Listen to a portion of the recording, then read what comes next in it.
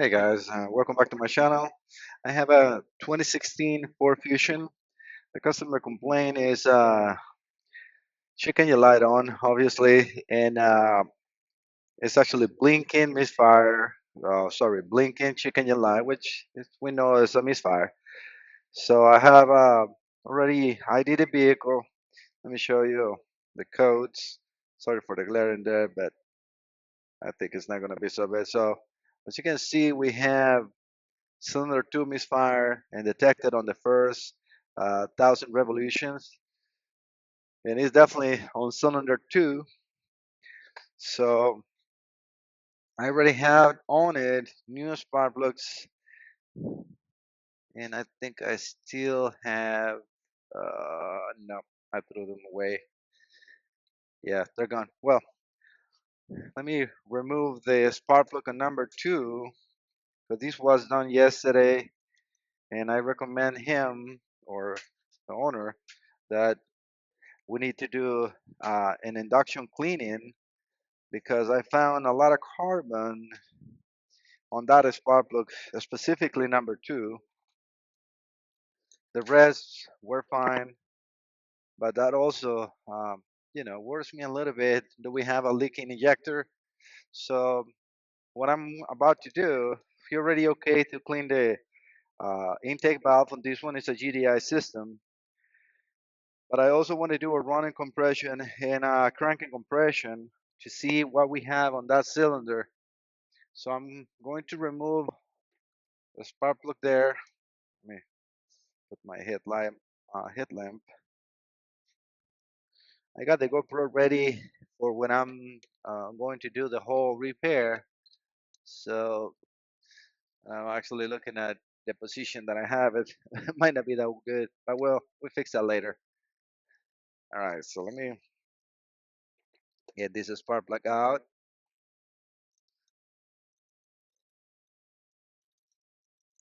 They're original spark plugs. Yeah, smell like oil, and I mean not just a smell. So look at this. So I'm very worried about maybe a bigger issue here. So before I proceed doing a big repair, I'm going to put a borescope first inside there. I'm gonna take you guys with me. I'm just very curious. So why is so much oil on a brand new spark plug? Talking about not even 10 miles on it. So we have either a very leaky injector, or we have a damaged engine, because it's only this cylinder. If you would have that on all of them, then we can think onto something else. That is very dirty. I'll show you guys in a second. As soon as I can get that camera in position well. Oof, yeah, we got a lot of oil in there. All right, let me see. How can I take you guys to see that?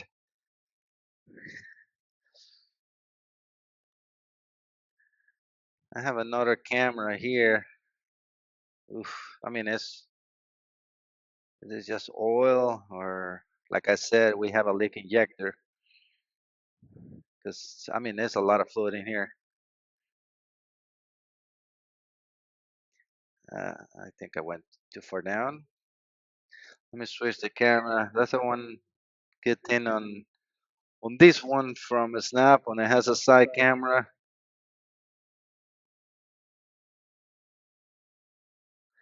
I even recommend to replace the injector, which I think it might be the issue here. All right, guys, I have to switch gear just a little bit. I'm doing the compression test first, because the other Borescope battery is completely dead. So I have the WPS 500 already hooked up into cylinder number two. Let me just now set up the scope itself. I just turn it on. So let's just start the car. I'm going to keep it running.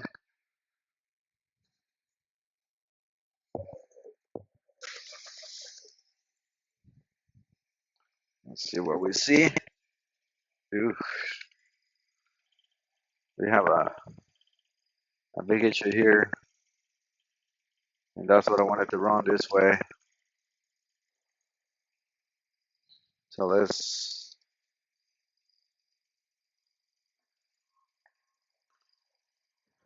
keep capturing more. That should be enough. Let me turn the car off.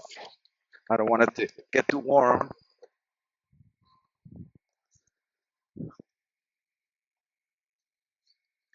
Let's get back to screen 6, which is not that. Well, let me save this before I lose anything. So hold on 1 second, guys. All right, guys.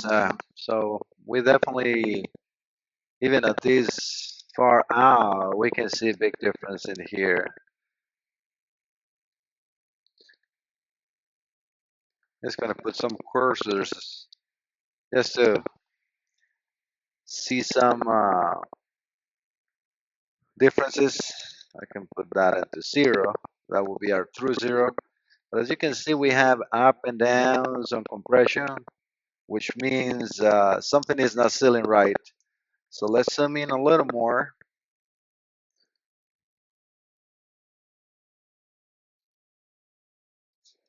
We can put this on the side. But yeah, as you can see here, let's compare to these ones. Look at the line right there. You see that one is higher. I'm referring to this one, then low, up, up. And we have a big issue here also as well. Um, it's a little hard to say. It's a GDI system. So what you will do, knowing that this is a bad cylinder, is I'm going to go over to, let's say, cylinder 4 or 1, whatever, and then capture the same thing with the engine running. And then we know that we have no misfires on that cylinder, we have a misfire in here. Then we can do a comparison. Because, I mean, this is just by eye. You can see this, something is not right. We have, as you can see, no vacuum on intake, a huge uh, depth or deep in the exhaust or the expansion pocket, and then we have this bump in here, which is the exhaust valve closing too soon. Is that because of the variable timing or because we have an issue on the car? And then look at here, it's 10 pounds. That is not just a little bit. And let's see what is expansion pocket pressure. Well, actually, that is not so bad. It's 9 pounds, so that would be like around 20 inches of mercury or 20 inches of vacuum. But then we have no intake. This is a turbo engine, so let's not super analyze this capture yet, and let's get another one from a good known good cylinder. I just want to check the timing. Nice thing about Pico, we can do that easily. All right, guys, I put the spark plug on cylinder 2. You want to make sure that that is closed. I mean, we have no coil on there, but it's still the injector. I think we'll try to spray, and I don't want that to be just there. All right, so we can run this out, and let me start the car. And by the way, let me show you the mileage. It's a very low mileage. If it shows up, I don't think it is showing it. Oh yeah, 51. Hopefully you guys can see that there. So 51,000 miles. Is this normal on a 51,000 miles? Not at all. All right, so we need to raise the pressure because we have a higher pressure. It's definitely running really, really slow because of the two cylinders, you know. All right, that's good enough. Let me turn that off so we can see that capture. The RPMs are low because we had now two dead holes, but now we can compare. Well, again, big difference on compression, 200 pounds and very steady. You see the line in here is super straight. So let's zoom in into any event.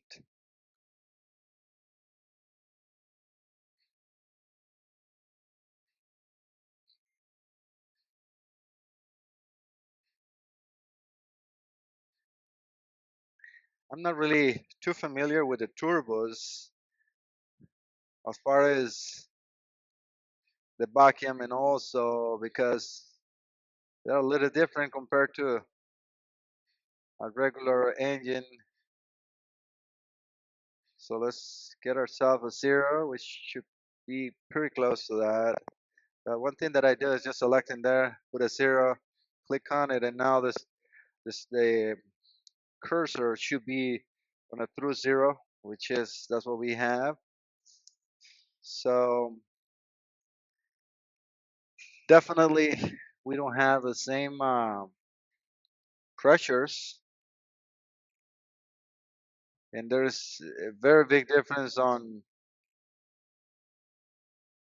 the intake source, the expansion packet. So that's why you have to see a known good with a known bad. I like to do a cranking compression as well. I want to save all this information. Let's see the timing. One thing that we don't have is that 9 pounds of pressure. Because we still had this, and this is the variable time, and usually do that. What is that? Is was actually 7 pounds. 7 point. Let me make sure that focus. So 7.33. Wow, I would never expect that. But one thing that we do see is as well in here is this timing. All right, I saved the waveforms, and now I want to discuss this with you guys. So I have the rulers and everything in here because I was picking up, just another spot on. This is cylinder number two, by the way. You can see the big spike of pressure in there, which in this one is now reaching 12 pounds. So, and if I move the timing to where it should be, or the rulers for the 720 degrees, so we can see big difference compared to a known good. So this is cylinder four again. Um, we have only 7 pounds of pressure in here. The expansion packet is definitely different.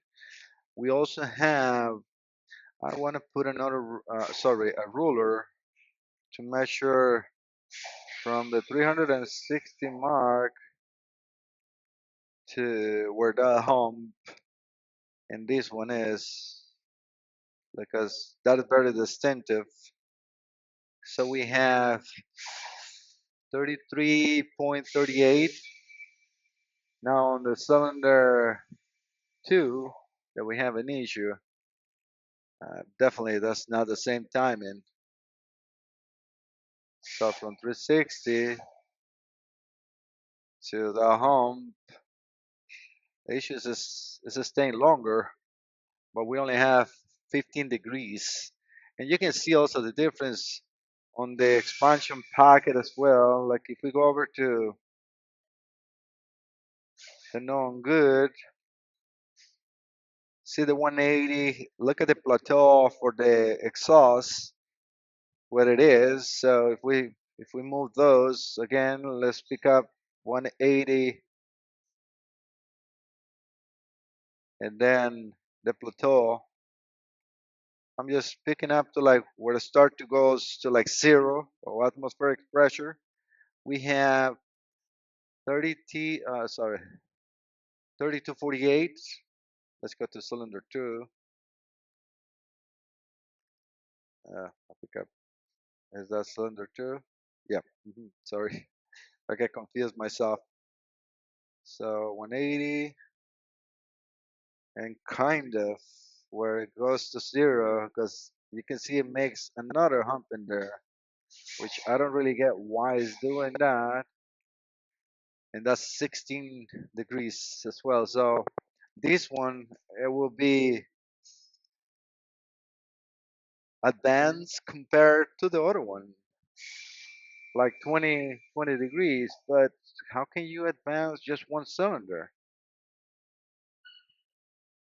See, we have the 180 degrees almost to where the Evo is happening. And then we measure that we as, it's pretty much the same on this known good cylinder. So 32.48. But in the other one,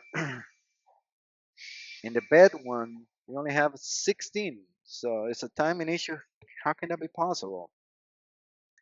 The other weird thing that I was able to capture here is if I scroll forward, now these hum changes. It change. It change and also our timing. Because right now here, oh yeah, from 180 to zero is 45. So why is that changing? And if I go forward to another capture, it's more pronounced.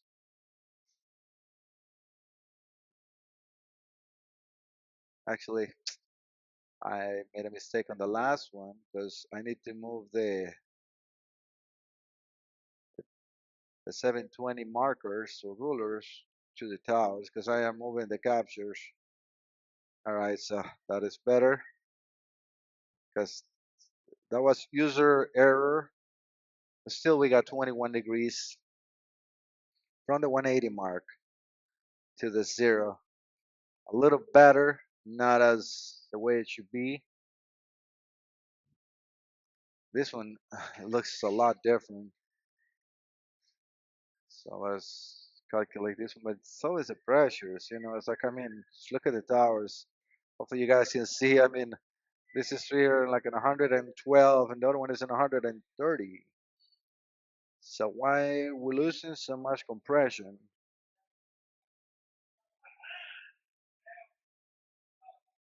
But this one is way, way better timing wise. See this one we have 40, 40, 67. So the timing is moving back and forth. So let's go to the known good cylinder right here. And that's what is nice about, capturing different uh, screens. So you can go forward or backwards to see if the timing is also changing. So I'm going to go to the first one. Again, we need to move the rulers to the position. And now we're going to measure from the 180 mark, which it looks like a dead move,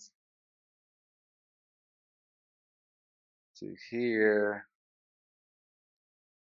Yeah, 15 degrees. So this time is going back and forth. This is going to be very hard. The RPMs were changing so much, especially with the two dead holes. Pressures are different as well in here. So the zero mark is not changing, but the hump on the exhaust is now 10 pounds.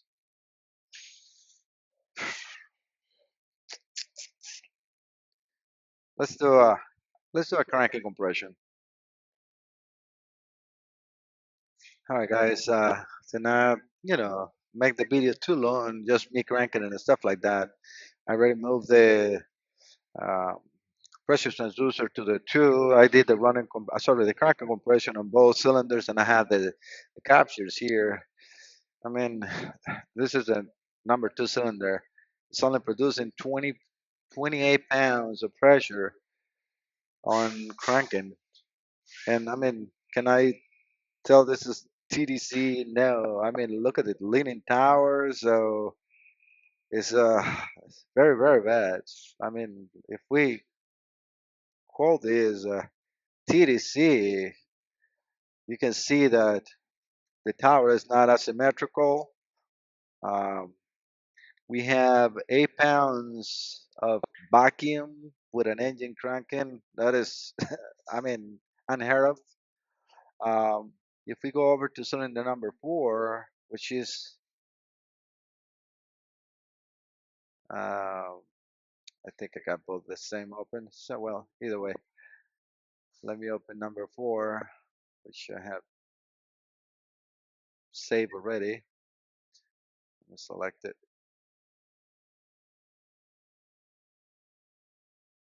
And this is number four.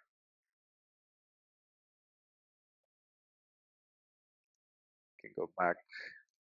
As you can see, the compression waveform is completely different. I don't like the pick tower. They got like this noise in here, but with this engine full of carbon, I cannot really say anything. We have 150 pounds of compression, which is, I mean, not so bad, or not bad. Let's see what is the expansion packet pressure. It's like 5 pounds. So it's a little bit of a learning curve on this engine itself. So I'm going to pick kind of like a center on the towers because they look good. It's just a noisy tower at the top. So the valve is not sealing. Something is weird in there. It's a turbo engine, so that's the only thing I can say.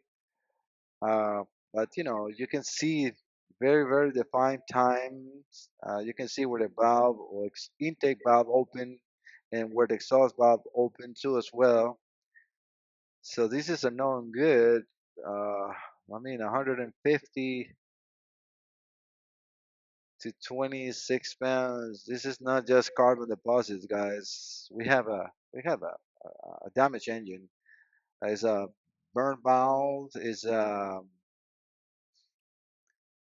damaged piston. We have a lot of oil in there. I don't like that. I mean, it's an injector that was taken for too long, and they run it like that. So I rather stop if they want to open more because this is not just going to be, cleaning a carbon deposits on a cylinder, and because that's not going to fix it. I don't care. It's not going to happen.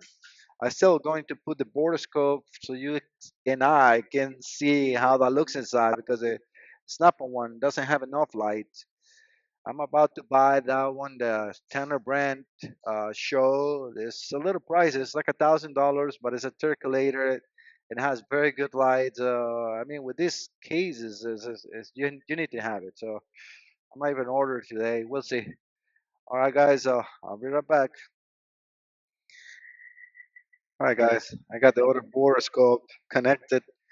Oh man, look at the difference on image. You see the light that I can have on here? Look at that's all fluid. It's just like I mean that's what I complain about a Snap-on. I mean they sell you stuff and you go by a dumb person to not say something else, just buying because of the name, and then you think it's the best, and they're selling you hardware there is from the 1800s just to say it's completely obsolete. I'm very pissed of that because it's the same thing with the scanners. They sell the scanner for $17,000. There is like a hardware 10 years old. Come on, it's not funny. If you're gonna sell something for that price, you should at least sell the best that day. Yes, you can say, well, the new tool is better because it just came out, but when you first saw that tool, that was the best then. Then never happened. All right, that was my rant. Like you said, I mean, like I said, I mean, look at this, and I'm live. So let me move the camera. You can see I am in the cylinder, and we have a lot of fluid. So is that oil and something else? Trying to decipher the look of the whole thing. It looks like the piston has a a hole in there on the top. You know what I mean? Because I'm also recording that, which is a nice thing. I mean, I can record 1200. I mean, like a high definition video, and then share that with you guys. So let me put the lens. I can put a 90-degree lens on it to see the valves, and then we go from there as well to see what else I can see or we can see. See if we can see the valves on the exhaust side now. Was what I wanted to see. Yeah, we can see them in there. So it's not giving us such a bad job this time. The snap one. I actually see a better or clearer image. You can see all the oil. I mean, this is definitely internal damage, but the valves are not burned. You can see the valve looks round, full of oil and gasoline. Hopefully, you guys can see a little more of how much fluid we got around. If I think I pulled it too much. And yes, that's exactly what I thought, or I saw when I removed the spark plug. I'm like, why is that? All right, guys. I got a little conversation with my friend here at the shop, Brad, and I also call Keith DeFazio to, put the brains together and see what we all think about it. And I mean, this injector is definitely leaking uh, fuel on the cylinder, which is going to wash the cylinder walls, create those scratches. Hopefully, the rings are not bad, and we don't know yet that. So what we think, or I think to do is I'm going to try to replace that injector, remove the oil, replace the oil, kind of like lubricate the cylinder, let it run, and see if that compression come back. Because you know, oil ring completely washed out is going to lose compression. So now it's still on the customer side. He has to take the decision of what to do because I cannot warranty anything. This is some trying to help him, and we'll see how it goes. All right, I will keep you guys posted.